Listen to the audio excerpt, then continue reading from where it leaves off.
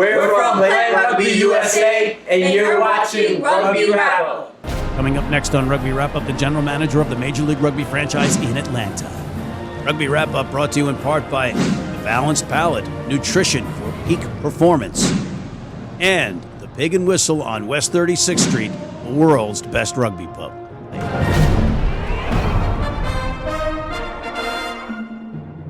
Hey everybody, welcome back to Rugby Wrap Up. Matt McCarthy at the Fantasy Sports Network, Studio 34 in New York City, celebrating our 100th week.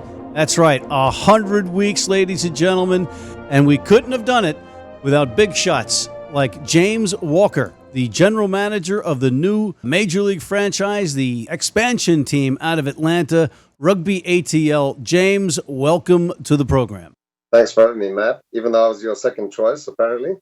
James, what goes on in the green room, that stays in the green room. But you're the first choice today, my friend, and with good reason, because you're a guy that's taken an interesting pathway to success in rugby in the United States. A kid from Cape Town, and I believe you went to Kennesaw State University in Georgia.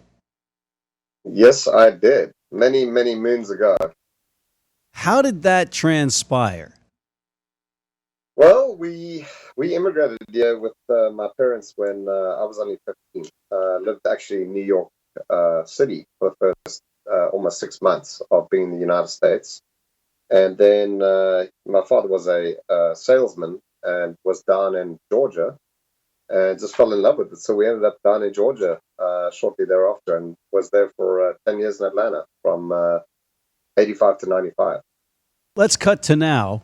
You are the general manager and part owner of the Major League Rugby franchise. But, to get to this point, it wasn't like you just, you've worked your tail off. And it's something that you and I have in common in the fact that we are both lunatics when it comes to our passion for rugby in the United States. Tell us about your path. It was actually pretty interesting. I got into coaching kind of despite myself. I got injured in my early 30s, and I was playing for a D2 club out of Los Angeles called Oxy Old Boys. And when I got injured, the boys asked me if I would step up and coach. It was one of those situations, one of those clubs where it didn't really have much in the way of leadership. At the time, we were between coaches. I stepped up and coached, and I had some success. Went to some national championship games. Got seen by the guys over at Belmont Shore. Some of their boys came and played with me, and one thing led to another. Next thing I was at Belmont Shore for many years, president of that club for 5-6 years, and just had a lot of success there. And due to that success, we decided to start up Tiger Rugby because I felt like there wasn't enough opportunity for the boys in the United States to test themselves against the best. I was doing pretty well financially at the time. With an IT company that I was running, and use some of those funds to start Tiger and start taking boys around the world, compete in tournaments around the world. In fact, our first tournament that we competed in was in South Africa at the Mandela Sevens against the Springbok, and we almost walked away with a win. We were up with a couple of minutes left on the clock, and they came back and beat us. Now, that was the 7 Springboks, not the 15 Springboks, for obvious reasons. Right. But so Tiger Rugby, for the folks at home that don't know, is an academy where players can go to train and become better players. But you also have 1823, if I'm not mistaken, and it was a merger with you and Paul Holmes, correct? Correct. Yeah, 1823 we've kind of rebranded as our development, our young development pathway. So quite literally 1823, the year that rugby was founded, but also for us stands for players between 18 and 23 years old. So they will go on a different kind of set of tours that we would do than we would do necessarily with our senior boys and girls. All right, let's get to the present. And before we get into the rugby operations or the players and the competition on the field, let's talk about the name, because people outside of Atlanta might not be familiar what the name is and why it is. So why don't you explain it? I'm going to say the word is a couple of more times. Yeah, so I've got a little bit of stick from people about the name. People that live in Atlanta actually refer to Atlanta as the ATL. So because this team is more about them and not necessarily about the folks outside as much as it is about our Atlanta fans, we named the team for the city that they live in, Rugby ATL. Now, that said, it doesn't mean we're not going to have mascots down the line, but we just felt like we wanted to involve our fans. So, I know there's a lot of people that don't like it. I think they'll get used to it. I know we use some of the same marketing agencies that Atlanta United used, and they went through, I think, something like 123 names. And out of those 123 names, the top one only got 17% buy-in or something crazy like that. So it's a tough one. It's one of those things where you're just not going to make anyone happy ever. So you just have to take a name and stick with it. I do think that it'll grow on people, but also think that there will be some mascots or the like coming organically through our fan base. Admittedly, I was one of those guys that was scratching my head about the name, but it's actually grown on me. And I was the same way with Rugby United New York, and then that grew on me, and the acronym Rooney. They went through a whole season without an official mascot. They've got the Roosters unofficially that the players started calling themselves based on the acronym Rooney, Rugby United New York. But now you guys, you got Rattlesnakes, or maybe the Rattlers. But it does seem to me that it would be a lost merchandising op to go through a season without an official mascot. Yeah, listen, I think there's many ways to skin a cat. We have our, I would say, our development side that's going to be playing in the ARP this fall. That's called the 404. Now, that probably sounds like a silly name to a lot of people as well. We like it because 404 is the Atlanta area code, and we want those boys that are playing on that team to feel like that they have something that they can, pin their flag to the mast. So we actually do like the name, but we do have already a pretty significant growing fan base down here that has been interacting with us, and we do feel like we can give them the opportunity to come up with a name. Now, there's been some cute names on Reddit and other social media avenues that we are watching and we're aware of. We also see people complaining about the name, but all we ask is just give us a chance. It's still very, very early days, and there's 1,000,001 jobs to do. So yeah, there are the little snacks down here, but we're not going to be the snacks.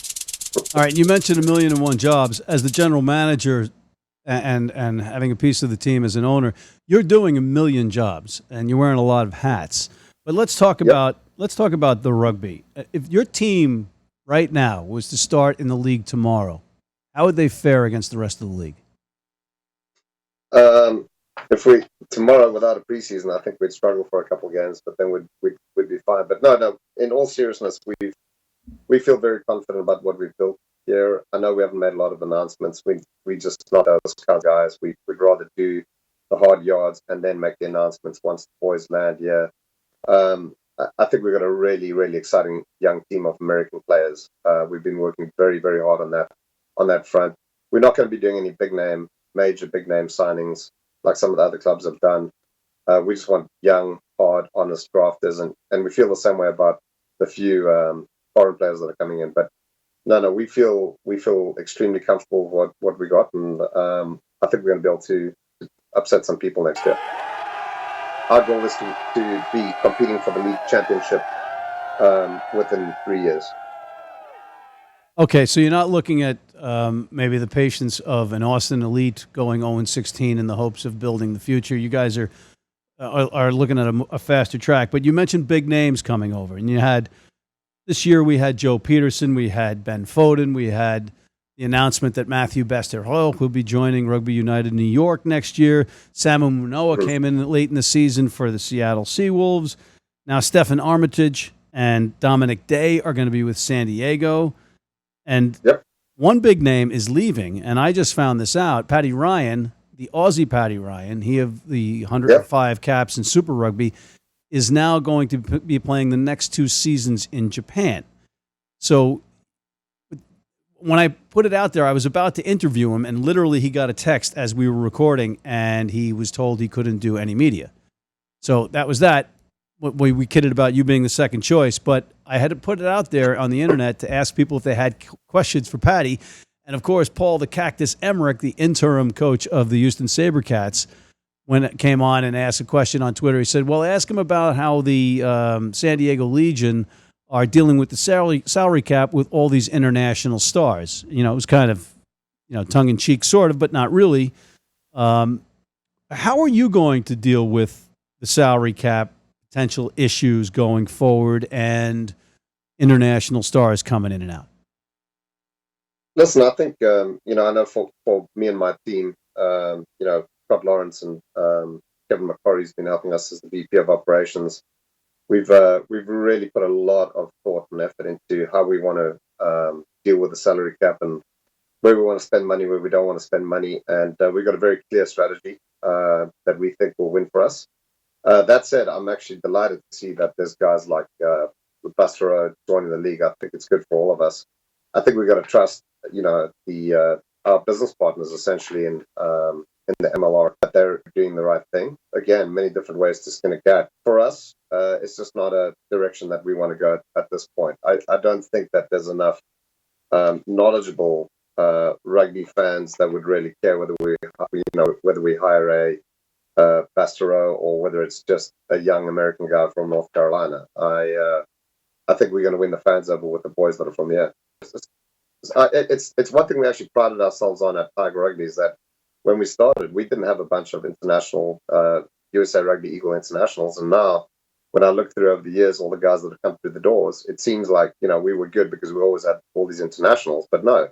We created these internationals, and I think with coaches like Scott Lawrence, Nessa Malifa, and the team that we've assembled here to bring the players through, we will be competitive and we will be bringing more talent into the national rank.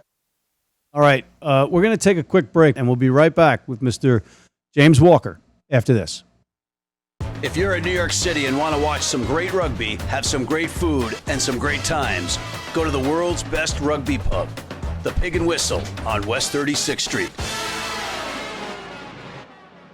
Hey everybody, Matt McCarthy back here at the Fantasy Sports Network studio talking to James Walker, the GM of Rugby ATL. James, you've got different types of owners in the league and different types of general managers or directors of rugby. Some are more hands-on than others. Some are more handsy, if you will. Like you got a bunch of owners in Seattle, the two-time champions, but you got basically Adrian Balfour and Shane Skinner running the operation. In New York, you've got James Kennedy, the Irish owner. He's basically hands-on as an owner. What's your organization like? So we have a primary investor at the point, Marcus Callaway from Callaway Title and Loan. Then he has our president and CEO is a gentleman by the name of Bob Taylor. They've known each other for many, many years. He's heading up the organization, putting all the back office together. But Marcus very much trusts Bob and the team that Bob's assembled to get the job done. Checks in with us, once every week or a couple of days a week, just to make sure that everything is moving in the right direction. But not hands-on from the sense that he's controlling. He allows the team that he's assembled to do the job that they've been organized to do. Yeah, it sounds like you have a pretty good organization down there, from ownership right through the ranks. And it also seems like your fellow expansion teams, the New England Free Jacks and the Washington, D.C. Old Glory, also have good ownership groups. And those two squads have created some synergy overseas. They have the Free Jacks had the Cara Cup, where they have the Irish provinces. And then you have the Old Glory squad or organization working with the Scottish Rugby Union. Now, some would argue that you guys don't have any of that and that you'd be at a disadvantage, but you do have Tiger Rugby. Yeah, we have Tiger Rugby. We also have obviously Scott Lawrence, who's coached at the national level for the US. We've got Blake Bradford, who's coached All Americans. Which gives us a lot of insight into a lot of young players. My and my business partner Paul Holmes has contact all over the world, South Africa, obviously lots of contacts there, New Zealand, all over Europe, UK. As you know, I've worked very closely with the folks from Premiership Rugby for many years, so it's all about building those networks, and we've really worked really hard at building those networks over the course of the last decade and a half. So we feel very confident that we're right in there in the mix with anyone. We talked a little bit off camera in the pre-interview about things like the draft and trades and loans.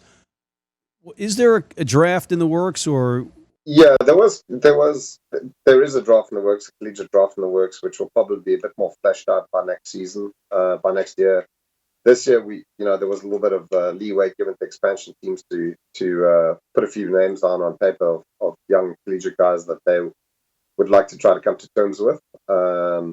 We felt like we did pretty well in that. Then there was an expansion draft where all the current teams were able to take 15 players.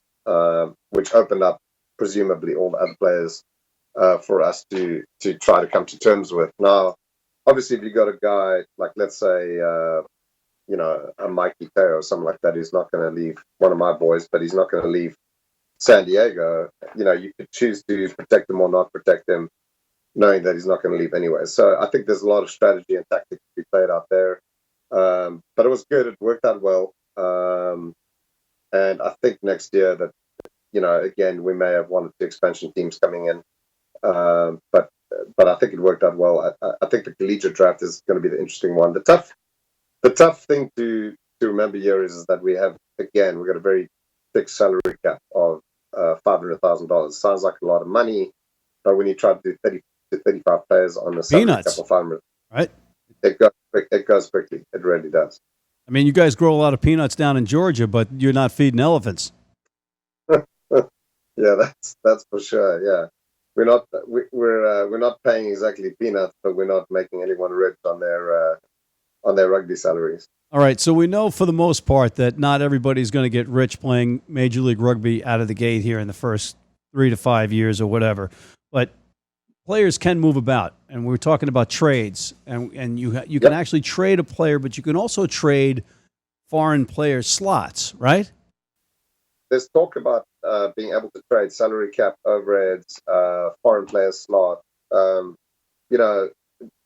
being really creative about how we do business between the teams. So whether teams have done that or not yet, I'm not aware of it, but I am in touch with a lot of the GMs and obviously talking about various players. Some want to just move because they want to be close to the family. There's the call home clause where if you have a player who's, say, from Atlanta, I could go to a team. In fact, we're dealing with right now. I won't name his name because it hasn't been finalized yet, but we could go to a team and say, hey, Utah, we'd like to say Joe Blow needs to come back to Atlanta. Would you please release him? So one player per team. There's lots of really interesting things going on in the background. I think it's going to really spice up the league. Well, just from my perspective, the trade aspect of it would be, since these guys aren't getting millions of dollars, a move from one city to the next is going to be a challenge. So if you got a guy that's, okay, you're getting traded to Rugby United New York, for instance, it's going to be a little bit more expensive than Salt Lake City. Correct. Let's say he's making $15,000 in Atlanta, which is a low-cost city compared to most, and he's got to go to New York City on a $15,000 salary. What are you going to get for $15K in New York, right? But Subway card. Yeah. You can go sleep on Steve Lewis's card, right? That's a crowded couch to begin with, but that's a whole nother segment. That's a whole different animal. Yeah. All right. So we're running out of time, unfortunately, but how about loans? You guys had loaned a player to Rugby United New York. Yeah. So essentially what amounted to our number one draft pick is a player by the name of Chance Pangluski out of Lindenwood. We think he's going to be a star for the future for the Eagles. We're very excited about him, but when he came out of school last year, there was still a few months of the MLR season left. So we loaned him to Rugby United New York. And we definitely believe in collaboration between the teams. So we loaned him out there. Win-win for everybody. Rooney obviously really enjoyed having him there, by all accounts. But more importantly, for Coach Lawrence and myself and Coach Bradford, we could see how he would go in the MLR under live fire, and we felt he did extremely well. So now we know we've got a player that's coming in next season to Rugby ATL, and he's already got some experience in the MLR, and he's going to be ready to fire. So I think there'll be a little bit more of that happening. Hopefully there's another couple of expansion teams coming next year. I'm not sure what's been finalized here or not, but I think there will be some more of the loan process going on too. Just from a merchandising standpoint, Chance has got great hair. He's got that mullet thing going. It's like a Chris Bowman incarnate, and I could just see fans wearing those wigs in the stands. But before we go, how much will this team change between right now and your kickoff next year? I would say to you that we are probably 85% of the way there as far as our signings go.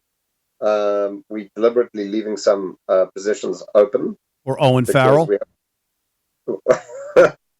Owen Farrell with the old shoulder charge. No, or Andy Farrell. Are you guys signing Andy Farrell? Probably probably more like it, yeah. But no, we're leaving a few positions open because we do want to give the guys an opportunity to play their way into the team through our ARP squad, the 404. And remember, we're fortunate because we have two ARP teams. We have Life, men's team, and 404. So we have two vehicles to test players out. So we're very fortunate in that regard. And I know that, some players have actually moved into the region. And here's a call out to any player that feels they want to come down and come play for us in the 404 this fall. Preseason starts in August. And all they need to do is get a hold of me at james@rugbyatl.com and let us know if you're interested in coming. And if you fit the criteria, we can get you in here, get you playing, and see if you can play your way into the team. And they'll be playing on the home field that is... There is... I thought I was going to be able to announce to you where we're playing our matches next year, but suffice it to say it's a university on the north side of Atlanta. That is rugby-centric, this university? Maybe, maybe not. Maybe? All right, well... Such is life that we don't get answers and exclusives on this show, right? I suppose you could say that, yes. All right, fair enough. Again, this is show 100, week 100.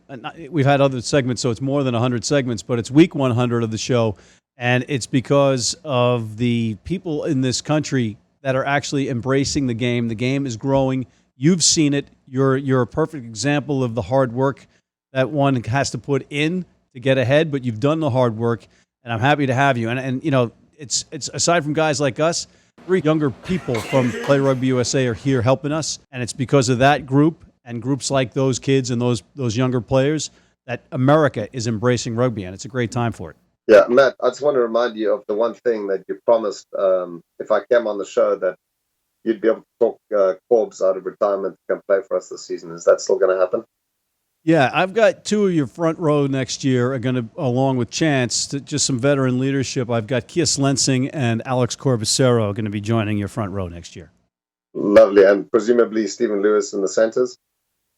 Steve is more of a scrum half now. We're moving, he's always been, a pesky kind of guy, but we'll put him at 9. He's not as mobile as he was to play fly half. But They made a prerequisite that they wanted to play with the guy that looked like Jason Bateman and Russel Crowe. Beautiful, yeah. Steve might not be as mobile, but he's definitely shiftier than ever, isn't he? He is. The lizard is slithering about. Anyway, thank you, my friend. And what place are you going to come in next year? We are going to be in the playoffs next year. That's our goal. How many teams are in the playoffs next year? I believe there are going to be, the talk is 6. 4 right. or 6. I'll have to look. It's been a long day. All right, it's been a long day, but it will be soon enough before ATL. Rugby ATL is kicking off in Major League Rugby in the playoffs. You heard it here first on Rugby Wrap Up. Mr. James Walker, the general manager of the squad. Thank you, sir. Thank you, sir. Look forward to seeing you soon. All right, buddy. On behalf of Mr. James Walker, I am Matt McCarthy for Rugby Wrap Up here at the Fantasy Sports Network Studio 34 in New York City, signing off.